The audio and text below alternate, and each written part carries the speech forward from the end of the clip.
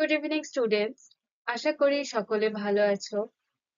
তো আজ আমি নিয়ে এসেছি তোমাদের বাংলা ব্যাকরণের সমাসের বহু বিকল্প ভিত্তিক প্রশ্ন উত্তরের আলোচনা পর্বের পরবর্তী অংশ নিয়ে এবং শেষ অংশ নিয়ে।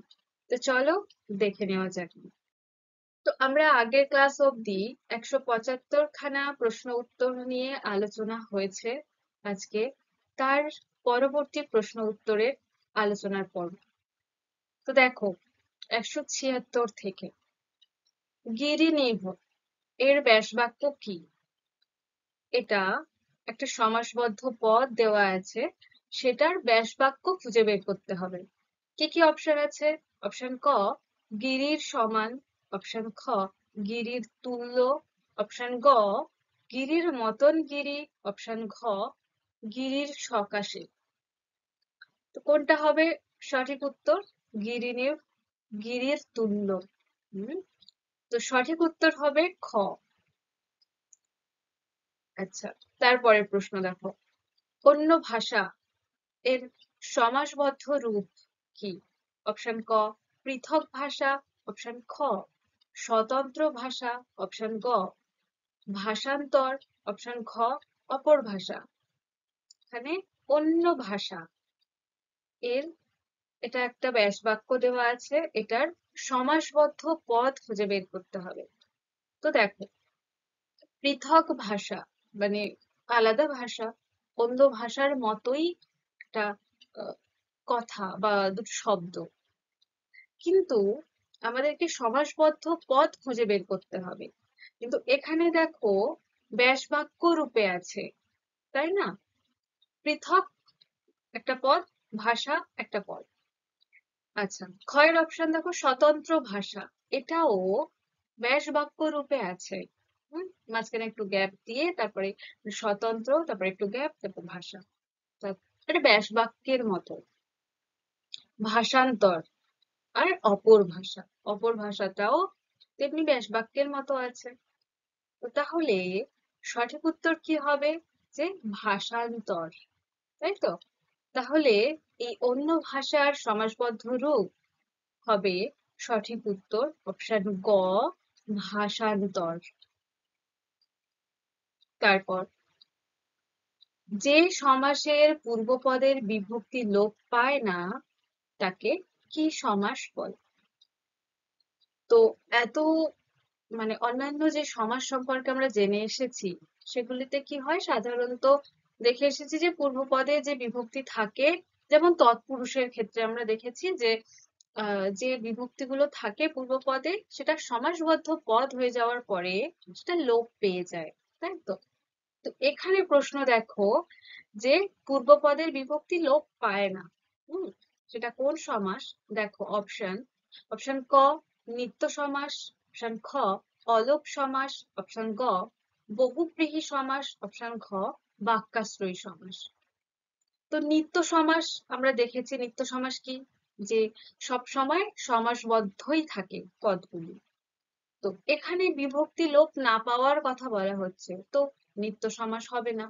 অলোপ সমাস, বহুব্রীহি সমাস, বাক্যাশ্রয়ী সমাস। বহুব্রীহি তাও না, বাক্যাশ্রয়ী তাও না। তো এখানে দেখো একটা অলোপ সমাস আসছে, যে সেই নামের মধ্যে দিয়ে আমাদের যে প্রশ্নের কিছুটা মিল পাওয়া যাচ্ছে, তাই না? যে পূর্বপদের বিভক্তি লোপ পায় না, তো লোপ না পেলে সেটাকে অলোপ বলা হয়ে থাকে। তো একদমই তোমরা ঠিক ধরেছো যে এটা সঠিক উত্তর হবে খ অলোপ সমাস। হুম আচ্ছা, তারপর পরবর্তী প্রশ্ন দেখো, কোন কোন সমাসের অলোপ হয়ে থাকে? এই যে অলোপ সমাসটা আলাদা করে কোনো সমাস হিসাবে তেমন গণ্য হয় না। আমরা জেনে এসেছি, যখন বিস্তারিত ভাবে আলোচনা করছিলাম সে সময় এটা নিয়েও বেশ কিছু আলোচনা হয়েছে, আশা করছি তোমাদের মনে আছে। তো এই অলোপ সমাস আলাদা কোনো সমাস নয়, যে সমাসের বিভক্তি লোপ পায় না সেটাই অলোপ হয়ে যায়। তো এরকম কিছু কিছু সমাসের ক্ষেত্রে আমরা দেখে থাকি যে সেখানে বিভক্তি লোপ পায় না। সেটা কোন কোন সমাসের সেটা আমাদেরকে এই 4টা অপশনের মধ্যে দিয়ে খুঁজে বের করতে হবে। তো অপশন ক, অব্যয়ীভাব, দ্বন্দ্ব, নিত্য ও দ্বিগু সমাস, নাকি খ, দ্বন্দ্ব, বহুব্রীহি, তৎপুরুষ, নাকি গ, দ্বন্দ্ব, তৎপুরুষ, উপপদ, বহুব্রীহি সমাসে, নাকি ঘ, উপপদ, দ্বন্দ্ব, অব্যয়ীভাব, কর্মধারয় সমাসে। তো এখানে অলোপ বলছে, বিভক্তি লোপ পায় না কোন কোন সমাসে? তো সেক্ষেত্রে হবে দ্বন্দ্ব সমাসে। দ্বন্দ্ব সমাসে বিভক্তি লোপ পায় না। তৎপুরুষে সেক্ষেত্রে উপপদ, বহুব্রী, এখানে এগুলিতে বিভক্তি সেক্ষেত্রে লোপ পায় না, তাই তো?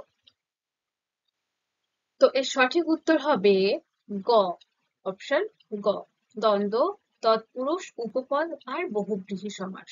এই সমাসগুলিকে অলোপ সমাস বলা হয়ে থাকে।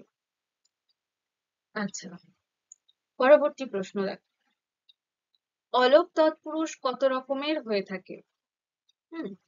তো আমরা কি জেনেছি যে তৎপুরুষ সমাসের কারক বিভক্তি অনুযায়ীও কিছু ভাগ থাকে এবং অকারকের বিভক্তি অনুযায়ীও কিছু ভাগ থাকে।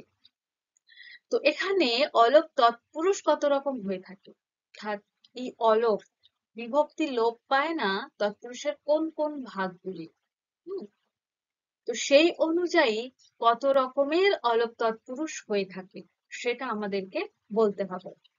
তো অপশন ক 3টি, অপশন খ 4টি, অপশন গ 5টি, ঘ 6টি। তো কোনটা সঠিক উত্তর? না, 5টি। অর্থাৎ অলোপ তৎপুরুষের মানে তৎপুরুষ সমাসের 5খানা ভাগের বিভক্তি লোপ পায় না, যেগুলোকে অলোপ তৎপুরুষের মধ্যে ধরা হয়। তো সেগুলি ওই কারক অনুযায়ী বা কারকের বিভক্তি অনুযায়ী ভাগগুলি, তার মধ্যে 5টি। আচ্ছা, পরের প্রশ্ন, দুধে ভাতে কোন সমাস? অপশন ক, অলোপ দ্বন্দ্ব, অপশন খ, অলোপ তৎপুরুষ, অপশন গ, অলোপ উপপদ, অপশন খ, অলোপ বহুব্রীহি। তো কোনটা হবে সঠিক উত্তর? দেখো, দুধে ভাতে দুটোই বিশেষ্য বোঝাচ্ছে, দুধ ও বিশেষ্য, ভাত ও বিশেষ্য। তো এরকম দুটো বিশেষ্য কোন সমাসের ক্ষেত্রে হয়ে থাকে? না, দ্বন্দ্ব সমাসের ক্ষেত্রে। তো এখানে দেখো দ্বন্দ্ব আছে কিনা, আছে, অপশন ক, অলোপ দ্বন্দ্ব, আর এটাই সঠিক উত্তর। তাহলে অপশন ক, অলোপ দ্বন্দ্ব। ঠিক আছে, তারপর পরের প্রশ্ন, তাসের ঘর কোন সমাস? অপশন ক, অলোপ করণ, অপশন খ, অলোপ নিমিত্ত, অপশন গ, অলোপ অপাদান, অপশন ঘ, অলোপ সম্বন্ধ। তাসের ঘর, কিসের ঘর? তাসের, বা তাস দিয়ে ঘর বানানো। দ্বারা দিয়া হলে কোন কারক হয়? করণ কারক। তো এই তাসের ঘরটাকে, তাসের ঘর মানে আমরা কি জানি যে তাস দিয়ে বানানো ঘর, ঠিক? তো এই দ্বারা দিয়া থাকলে করণ হয়, তো এখানে অলোপ করণ আছে। তো তাহলে এটাই হবে সঠিক উত্তর, অপশন ক, অলোপ করণ। অর্থাৎ এই যে তাসের ঘর, এটাই কিন্তু সমাসবদ্ধ পদ। এবং এখানে দেখো তাসের, অর্থাৎ তাস যুক্ত এর, এই এর বিভক্তিটাও কিন্তু সমাসবদ্ধ পদে থেকে গেছে। তো যেহেতু এখানে বিভক্তির লোপ পাচ্ছে না, তাই এটাকে অলোপ করণ তৎপুরুষ বলা হবে। যেহেতু এখানে তৎপুরুষের অর্থাৎ অলোপ তৎপুরুষের সব ভাগগুলি অপশনে দেওয়া আছে, তাই তোমাদের বুঝতে সুবিধে হচ্ছে যেটা কোনো তৎপুরুষের ভাগ বলে। তো এখানে যদি সেরকম অপশন দেওয়া হতো যে ধরো অলোপ দ্বন্দ্ব, অলোপ মানে অলোপ উপপদ বা অলোপ বহুব্রীহি এরকম দিত, এবং তার সঙ্গে যদি অলোপ তৎপুরুষ দিত, তাহলে অলোপ তৎপুরুষই হতো এবং তখন যদি অলপকরণ তৎপুরুষ দিত তখন সেটাই হতো। আচ্ছা, যাই হোক, পরের প্রশ্ন দেখো। আকাশ থেকে পড়া কোন সমাস? অপশন ক অলপকরণ, অপশন খ অলপ নিমিত্ত, অপশন গ অলপ অপাদান, অপশন ঘ অলপ অধিকরণ। তো কোনটা হবে সঠিক? আকাশ থেকে পড়া, এখানে দেখো মাঝখানে থেকে আছে, অর্থাৎ দেখো হইতে থেকে থাকলে কোন সমাস হয় আমরা কি জানি? যে অপাদান কারক হয়, তাই তো? তো যেহেতু এখানে অপাদান কারক আমরা বুঝতেই পারছি, যেহেতু থেকে আছে, হুম, তো এখানে দেখো কি কি অপশন দিয়েছে, দেখো অপশন ক অলপকরণ, অলপ নিমিত্ত, অলপ অপাদান, অলপ অধিকরণ, অর্থাৎ সবগুলি দেখো অলপ তৎপুরুষেরই ভাগ, তো কারকের বিভক্তি অনুযায়ী যে ভাগগুলি সেই ভাগগুলি এখানে দেওয়া আছে। তো তাই জন্য দেখো এখানে আহ যেহেতু এখানে থেকে আছে, তাই আমাদের বুঝতে সুবিধা হবে যে হইতে থেকে থাকলে অপাদান কারক হয়। যেহেতু সমাসের ক্ষেত্রে প্রযোজ্য, তাই আমরা বুঝতে পারবো যে অপাদান তৎপুরুষের কথা বলা হচ্ছে এবং অলপ অপাদানের কথা বলা হচ্ছে, তাই না? যেমন বিভক্তি লোপ না পাওয়ার কথা হচ্ছে, তাই অলপ, এবং থেকে আছে তাই অপাদান।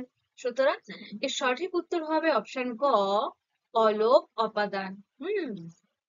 তারপর পরের প্রশ্ন দেখো।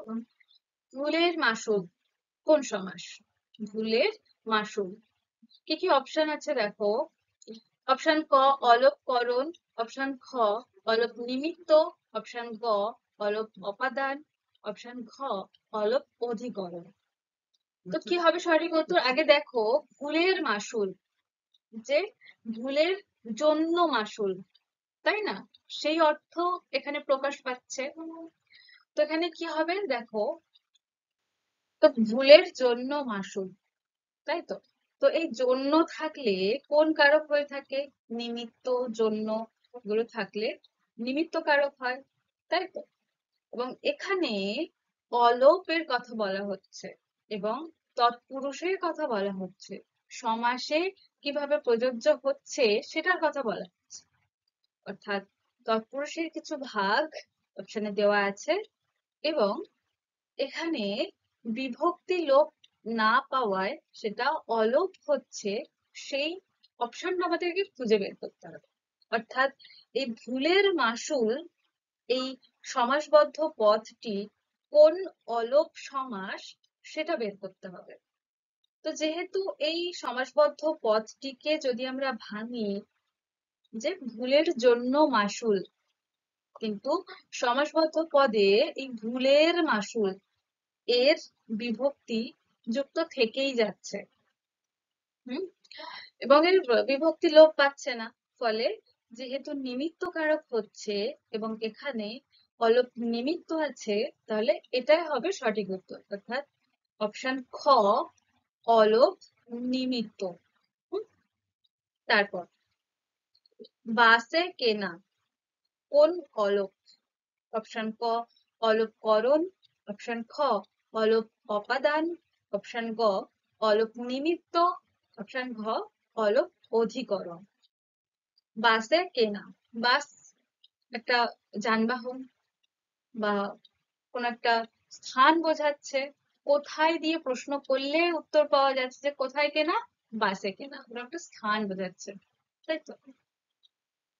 তো আহ যে মানুষ এক জায়গা থেকে অন্য জায়গায় যাতায়াতের জন্যই বাস করে যাতায়াত করে, তো সেই যাতায়াতের মাধ্যম, হুম, সেজন্যই সেটাকে স্থান বলবো আমরা। তো যাই হোক, এখানে আমাদের কি মনে হচ্ছে যে বাসে কেনা, তো একটা স্থান বা কোথায় দিয়ে প্রশ্ন করলে কি কারক হয়ে থাকে? অধিকরণ কারক, তাই তো? এবং এখানে কোন অলপ সেটা বের করতে হবে, অর্থাৎ কোন কারকের বিভক্তি অনুযায়ী সেই সমাসের নাম এবং সেটা অলপ সমাস, সেক্ষেত্রে বিভক্তি লোপ পাবে না। তো এখানে দেখো অলপ অধিকরণ আছে অপশানে, তাহলে এটাই হবে উত্তর। অপশন ঘ অলপ অধিকরণ, এটাই সঠিক উত্তর। তারপর পরের প্রশ্ন, চোখের বালি কোন অলপ তৎপুরুষ? এখানে পুরোটাই উল্লেখ করা হয়েছে যে অলপ তৎপুরুষ, তা তৎপুরুষের মধ্যে কোন ভাগটি হবে এই এই অলপ তৎপুরুষ। কে কি আছে, মানে সমাসবদ্ধ পদটা কি? চোখের বালি। কি কি অপশন? অপশন ক অলপ অপাদান, অপশন খ অলপ করণ, অপশন গ অলপ সম্বন্ধ, অপশন ঘ অলপ অধিকরণ। চোখের বালি, তো কোন কারকের ক্ষেত্রে এর বিভক্তি যুক্ত থাকে, বা কোন সমাসের ক্ষেত্রে এর বিভক্তি লোপ পায় না? না, সম্বন্ধ তৎপুরুষের ক্ষেত্রে, তাই তো। যেহেতু লোপ পাচ্ছে না, তাই এখানে অলোপ হচ্ছে। তো এই চোখের বালি, এই সমাসবদ্ধ পদটি তাহলে কোন অলোপ তৎপুরুষ হবে? না, অপশন গ অলপ সম্বন্ধ তৎপুরুষ হবে, এটা সঠিক উত্তর। ঠিক আছে, পরের প্রশ্ন দেখো, মাথায় পাগড়ি কোন অলপ? কি কি অপশন আছে? অপশন ক অলপ দ্বন্দ্ব, অপশন খ অলপ তৎপুরুষ, অপশন ক অলপ উপপদ, অপশন খ অলপ বহুব্রীহি। তো মাথায় পাগড়ি এটা একটা সমাসবদ্ধ পদ। হুম, প্রথমে এটা খেয়াল করো যে মাথায় পাগড়ি, এখানে পূর্বপদ যে মাথায় আছে, অর্থাৎ অন্ত্যেস্থ যুক্ত আছে মূল শব্দের সঙ্গে, অর্থাৎ বিভক্তি যুক্ত আছে, লোপ পায়নি। সমাসবদ্ধ পদেও বিভক্তি অলোপ আছে। এবং মাথায় পাগড়ি, এটাকে যদি আমরা ব্যাসবাক্য রূপে ভাঙি তাহলে কি পাবো? যে মাথায় পাগড়ি যার, সেখান থেকে মাথায় পাগড়ি। তো দেখো কি হবে? বহুব্রীহি সমাস, যেহেতু এখানে বিভক্তি লোপ পায়নি তাই অলপ বহুব্রীহি, তাই তো। এর সঠিক উত্তর হবে অপশন ঘ অলপ বহুব্রীহি। তারপর পরের প্রশ্ন দেখো, মনে পড়া কোন অলপ? মনে পড়া, কি কি অপশন আছে? অপশন ক অলপ দ্বন্দ্ব, অপশন খ অলপ তৎপুরুষ, অপশন গ অলপ উপপদ, অপশন খ অলপ বহুব্রীহি। মনে পড়া, যে মনে পড়ে যা, মনে পড়া, ঠিক। তো এখানে দেখো আলাদা কোনো অর্থ প্রকাশ পাচ্ছে না এই পূর্বপদ পরপদ মিলে, মানে যেটা ব্যাসবাক্য রূপে আমরা পাচ্ছি যে মনে পড়ে যা, সেখান থেকে মনে পড়া, একই রকম অর্থ প্রকাশ পাচ্ছে, আলাদা রকম অর্থ প্রকাশ পাচ্ছে না। যেমন মাথায় পাগড়ি যার দিয়ে একটা আহ মাথায় পাগড়ি, হ্যাঁ? মানে একটা আনএক্সপেক্টেড উত্তর, তাই না? যে অন্যরকম একটা অর্থ এসে দাঁড়াচ্ছে বহুব্রীহিতে। তো এখানে মনে পড়া, যে মনে পড়ে যা, সেটাই মনে পড়া। তো এটাকে কোন অলপ, সেটা আমাদেরকে খুঁজে বের করতে হবে। তো মনে পড়া, এখানে পড়া শেষে আ কৃদন্ত পদ যুক্ত থাকছে। তো কৃদন্ত পদ যুক্ত থাকলে কোন সমাস হয়? উপপদ তৎপুরুষ। তো যেহেতু এখানে মনে পূর্বপদের সঙ্গে এ বিভক্তি এখনো যুক্ত থাকছে, অর্থাৎ সমাসবদ্ধ পদেও আহ এ বিভক্তি লুপ্ত হচ্ছে না, অলপ থাকছে, তাই এটা হবে অলপ উপপদ। অর্থাৎ এই মনে পড়া এর সঠিক উত্তর হবে অপশন গ অলপ উপপদ। তারপরের প্রশ্ন দেখো, অলপ দ্বন্দ্বের দৃষ্টান্ত। অপশন ক হাতে খড়ি, অপশন খ হাতে গড়া, অপশন গ মাঠে ময়দানে, অপশন খ মুখে ভাত। তো দ্বন্দ্ব, প্রথমে অলপের কথা ভুলে গিয়ে দ্বন্দ্ব সমাসের কথা মাথায় আন। দ্বন্দ্ব সমাসের দৃষ্টান্ত বলতে বলেছে, অর্থাৎ কোনটা দ্বন্দ্ব সমাসের উদাহরণ সেটা আমাদেরকে খুঁজে বের করতে হবে। তো কি বললাম, দ্বন্দ্ব সমাসটা কি সেটা আগে মনে করো। দ্বন্দ্ব সমাসের ক্ষেত্রে কি হয় যে পূর্বপদ পরপদ উভয় পদই বিশেষ্য হয়ে থাকে। ঠিক। তো এখানে দেখো কোন আহ পদগুলি মানে উভয় পদই বিশেষ্য আছে। দেখো, অপশন ক হাতে খড়ি,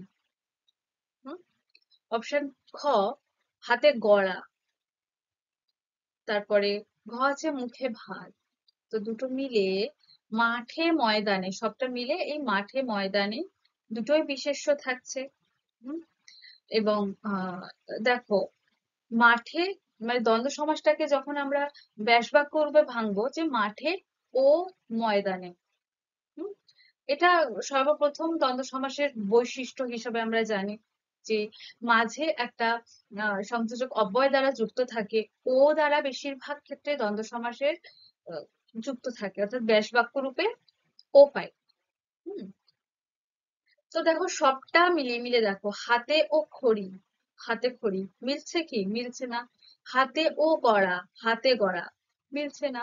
মাঠে ও ময়দানে, মাঠে ময়দানে। মুখে ও ভাত, মুখে ভাত মিলছে কি? নিশ্চয়ই নয়, আলাদা রকম অর্থ বোঝাচ্ছে, একটা মানে ঠিকঠাক নয়। তোর মধ্যে ঠিকঠাক হচ্ছে মাঠে ময়দানে, দুটোই বিশেষ্য।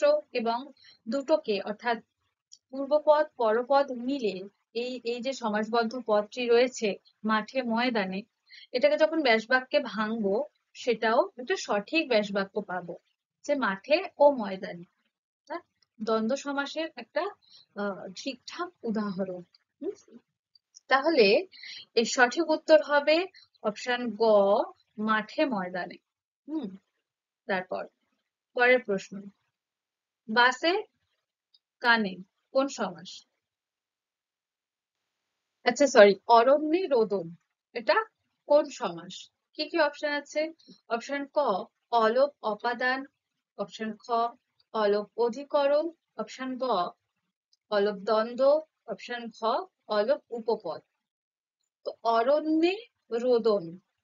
হুম, তো দেখো এই যে আহ অরণ্যে, এটা এটা একটা অরণ্য বলতে তোমরা জানো যে গভীর বন বোঝায়, বন জঙ্গল বোঝায়। তো সেটা একটা স্থান হিসাবে আমরা ধরি, তাই তো? তো স্থান সময় এগুলো আসলে বা এগুলো বোঝালে কোন কারক হয়ে থাকে? যে অধিকরণ কারক হয়ে থাকে, তাই তো? এবং কোন সমাসের ক্ষেত্রে এই অধিকরণ কারকের বিভক্তি লোপ পায় না? সেটা অধিকরণ তৎপুরুষের ক্ষেত্রে। ঠিক। তো এখানে কি বলা হচ্ছে, অপশন গুলো সব অলোপ আছে, অর্থাৎ যেহেতু লুপ্ত পাচ্ছে না তাই সেটা অলোপ সমাসের মধ্যে পড়ছে। এবং কোন অলোপ সেটা বলতে হবে। তো যেহেতু অলোপ অধিকরণ আছে অপশনে, তাই সঠিক উত্তর হবে অপশন খ, অলোপ অধিকরণ। হুম, তারপর পরের প্রশ্ন, যে সমাসবদ্ধ পদকে আশ্রয় করে এক একটি বাক্যের অর্থ প্রকাশিত হয় তাকে কোন সমাস বলে? কি কি অপশন আছে? অপশন ক কর্মধারয় সমাস, অপশন খ নিত্য সমাস, অপশন গ অলপ সমাস, অপশন ঘ বাক্যাশ্রয় সমাস। যে সমাসবদ্ধ পদকে আশ্রয় করে এক একটি বাক্যের অর্থ প্রকাশিত হয়, অর্থাৎ দেখো পদকে আশ্রয় করি এক একটা বাক্যের অর্থ প্রকাশ পায়। কর্মধারায় নিশ্চয়ই নয়, নিত্যতেও নয়, অলপ সমাস তোমরা জানলে নিশ্চয়ই নয়, তাহলে একমাত্র আছে বাক্যাশ্রয় সমাস। দেখো এই নামটির সাথে এটা মিলে যাচ্ছে, বাক্যাশ্রয় অর্থাৎ যে সমাসবদ্ধ পদকে আশ্রয় করে একটা বাক্যের অর্থ প্রকাশ পায়, তাই সেটাকে বাক্যাশ্রয় সমাস বলা হয়। ঠিক। তাহলে এর সঠিক উত্তর হবে অপশন ঘ, বাক্যাশ্রয়ী সমাস। হুম, তারপরের প্রশ্ন দেখো, মিশ্র সমাসবদ্ধ পদ প্রকৃতপক্ষে কোন সমাসে হয়ে থাকে? অপশন ক তৎপুরুষ সমাস, অপশন খ বহুব্রীহি সমাস, অপশন গ বাক্যাশ্রয়ী সমাস, অপশন ঘ কর্মধারয় সমাস। তো মিশ্র সমাসবদ্ধ পদ, তো তোমরা যে এই এতগুলো সমাস সম্পর্কে জেনে এসেছো, কোনোটাতে এরকম এত মিশ্র সমাসবদ্ধ পদ থাকতে দেখেছো? নিশ্চয়ই নয়, যেগুলোকে বহুপদী বলা হয়। ঠিক, তো সেই রকম মিশ্র সমাসবদ্ধ পদ বা বহুপদী পদ বা বহুপদী সমাস হিসাবে তোমরা কোন সমাসকে দেখেছো? দেখো, একটু আগে আমরা জানলাম যে যে সমাসবদ্ধ পদকে আশ্রয় করে এক একটি বাক্যের অর্থ প্রকাশিত হয়, এক একটি, সেটাকে বাক্যশ্রয়ী বলে। অর্থাৎ সেই যে সমাসবদ্ধ পদ দ্বারা যে ব্যাস বাক্যটি তৈরি হয়, সেটার মধ্যে আলাদা আলাদা বাক্যের অর্থ প্রকাশ পায়। তার মানে কি, তার মধ্যে নিশ্চয়ই অনেকগুলো অর্থ বোঝাবে বা অনেকগুলো পদ মিলে সেই সমাসটি তৈরি হচ্ছে, তাই না? তাহলে সেটা তাহলে কোন সমাস হয়ে থাকবে? না, বাক্যাশ্রয়ী সমাস। অর্থাৎ মিশ্র সমাসবদ্ধ পদ বাক্যাশ্রয়ী সমাসকেই বলা হয়ে থাকে। তাহলে এর সঠিক উত্তর হবে অপশন গ, বাক্যাশ্রয়ী সমাস। তারপর পরের প্রশ্ন, কৃষি উন্নয়ন শিবির কোন সমাস? অপশন ক, কর্মধারয় সমাস। অপশন খ, দ্বন্দ্ব সমাস। অপশন গ, অলোপ সমাস। অপশন খ, বাক্যাশ্রয়ী সমাস।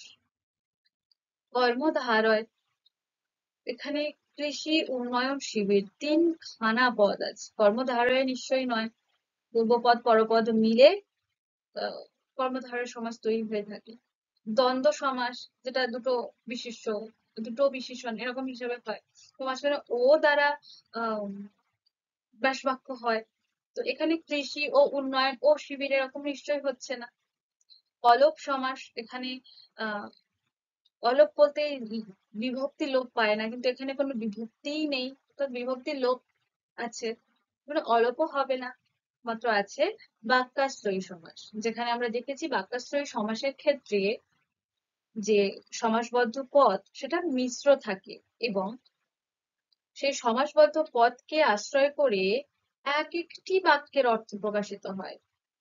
এবং এখানে দেখো তিনখানা আছে, কৃষি উন্নয়ন শিবির, কৃষির উন্নয়ন এটা একটা আলাদা হবে, মানে এটাকে যখন ব্যাস বাক্যে ভাঙবো, কৃষির উন্নয়ন সেটা একটা হবে, মানে এক আলাদা একটা বাক্যের অর্থ প্রকাশ হবে।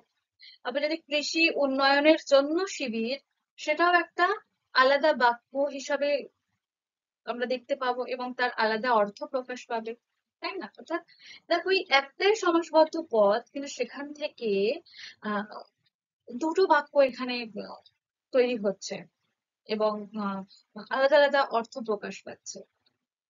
তো তোমরা সহজেই বুঝতে পারছো যে এটা কোন সমাস হতে পারে। একদমই ঠিক ভাবছো, এটা হবে অপশন ঘ, বাক্যাশ্রয়ী সমাস। তারপর পরের প্রশ্ন, কর্মধারয় এর অর্থ কি? অপশন ক, কর্ম বর্জন করে। অপশন খ, কর্ম ত্যাগ করে। অপশন গ, কর্ম ধারণ করে। অপশন খ, কোনটিই নয়। কর্মধারয়, কর্মধারয় নামটা শুনে কি মনে হচ্ছে যে কর্ম ধারণ করে, ঠিক? তাহলে সঠিক উত্তর হবে অপশন গ, কর্ম ধারণ করে। হুম, তারপর পরের প্রশ্ন, কোনটি সমাসের সঙ্গে যুক্ত নয়?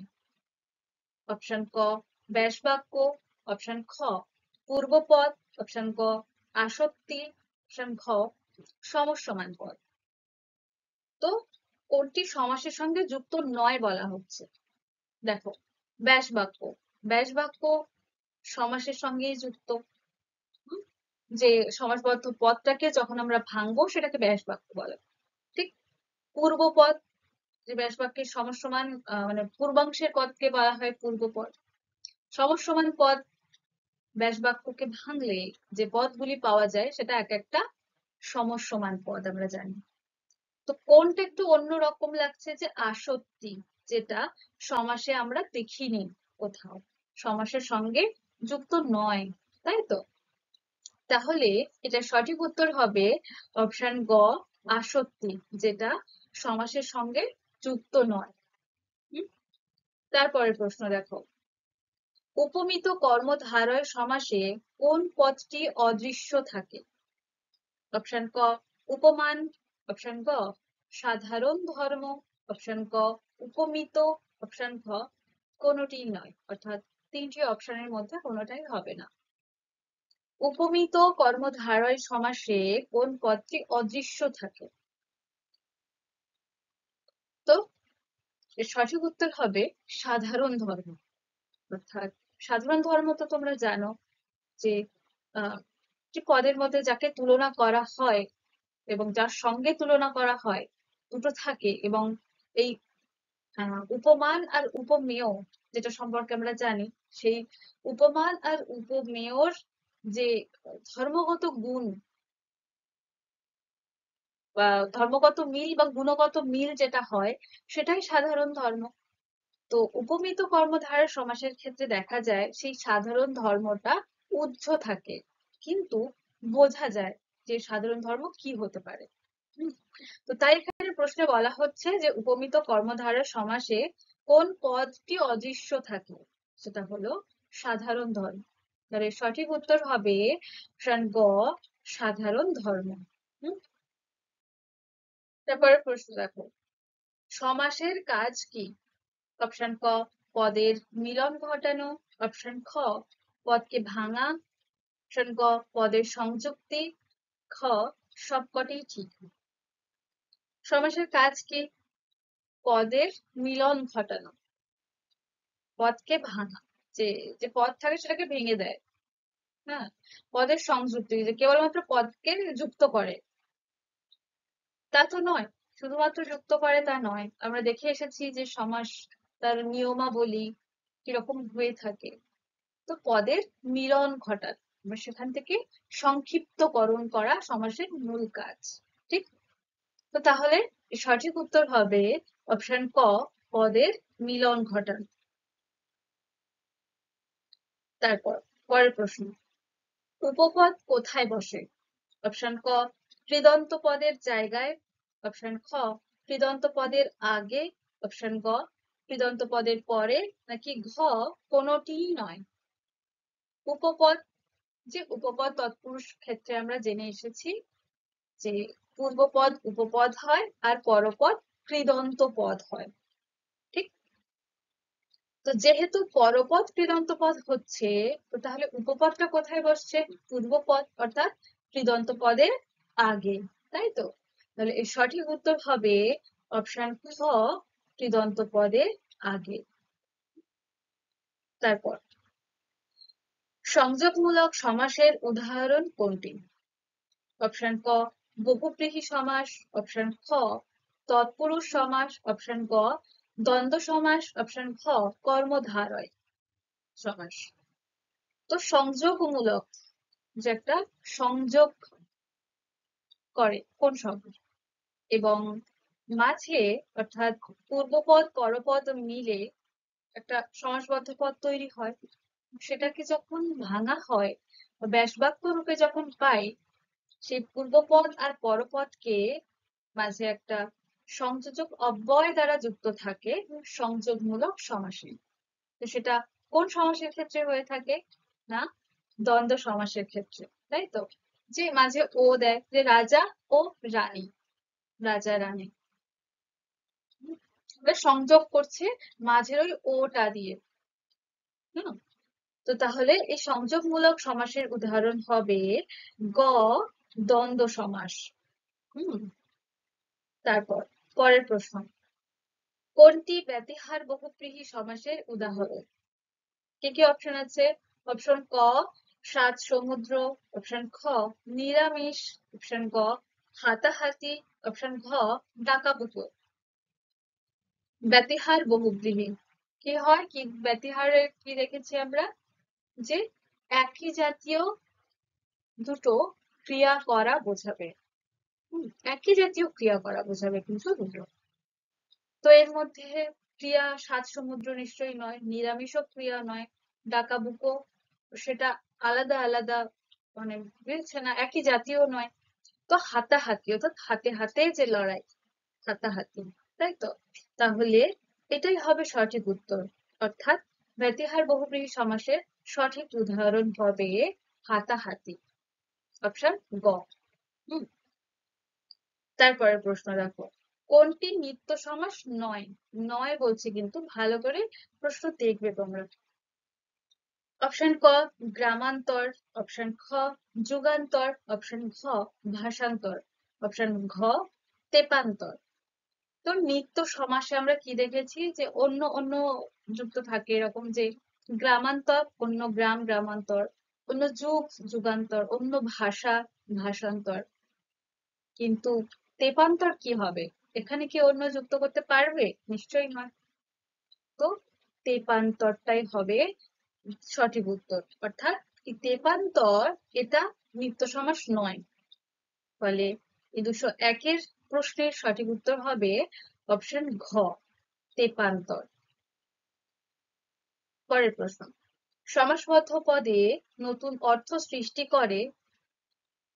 অপশন ক তৎপুরুষ সমাসে, খ বহুব্রীহি সমাসে, অপশন ক কর্মধারয় সমাসে, ঘ দ্বিগু সমাসে।